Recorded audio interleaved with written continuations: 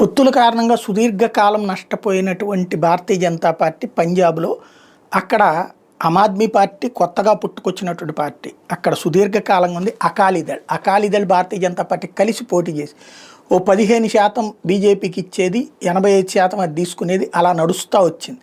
అయితే ఎప్పుడైతే కొడుకులు కూతుళ్ళు మెయిన్లోకి వచ్చారో అకాలీదళ్ళు, వాళ్ళు డ్రగ్స్కి వీటికి అన్నిటికీ అలవాటు పడి వ్యాపారాలకి వెళ్తే దాన్ని బీజేపీ తప్పు పట్టేటప్పటికి అకాలీదళ్ళు బీజేపీని దూరం చేసింది, రైతు చట్టాల వంక చూపెట్టి. అప్పటి నుంచి అకాలీదళ్ బతుకు బస్టాండ్ అయింది.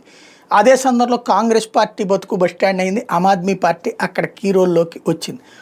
అయితే మొన్న పార్లమెంట్ ఎన్నికల దగ్గరకు వచ్చేటి మళ్ళీ కాంగ్రెస్ పుంజుకున్నటువంటి పరిస్థితి ఉంది. అకాలీదళ్ పతనం మొదట కాంగ్రెస్ని పైకి లేపింది, అది పిచ్చ నిర్ణయాల కారణంగా ఆమ్ ఆద్మీ పార్టీని పైకి లేపింది. ఇప్పుడు మళ్ళీ కాంగ్రెస్ పెరుగుతున్నటువంటి పరిస్థితి. అయితే పంజాబ్ యూనివర్సిటీలో జరిగిన ఎన్నికల్లో మాత్రం భవిష్యత్ పంజాబ్ రాజకీయాన్ని నిర్దేశించేటట్టు కనబడుతుంది. ఒరిస్సాలో సుదీర్ఘకాలం పాటు ఇట్లాగే నవీన్ పట్నాయక్తో పొత్తు పెట్టుకుని నష్టపోయిన భారతీయ జనతా పార్టీ గత 3 టర్మ్స్ నుంచి సొంతగా పోటీ చేస్తే ఈ దఫా ఏకంగా అధికారంలోకి వచ్చింది. మరి భవిష్యత్తులో పంజాబ్లో కూడా అదే జరుగుతుందా అన్నది చూడాలి. ఎందుకంటే ఇప్పుడు అక్కడ జరిగినటువంటి పంజాబ్ యూనివర్సిటీ ఎన్నికల్లో ఏబీవీపీ విజయం సాధించడం అన్నటువంటిది దీంట్లో ఒక సూచిక. ఉట్టి ఆఫ్టర్ ఆల్ ఒక యూనివర్సిటీలో విజయంతో మారిపోతుందంటే కాదు, అక్కడున్న యువతరపు ఆలోచనలో మార్పు వచ్చింది అనడానికి సాక్ష్యం. ఏబీవీపీ పంజాబ్ చరిత్రలో తొలిసారి ఏబీవీపీకి సంబంధించినటువంటి గౌరవ్ వీర్ సోహెల్ గెలుపొందడం అన్నటువంటిది సంచలనం సృష్టించింది.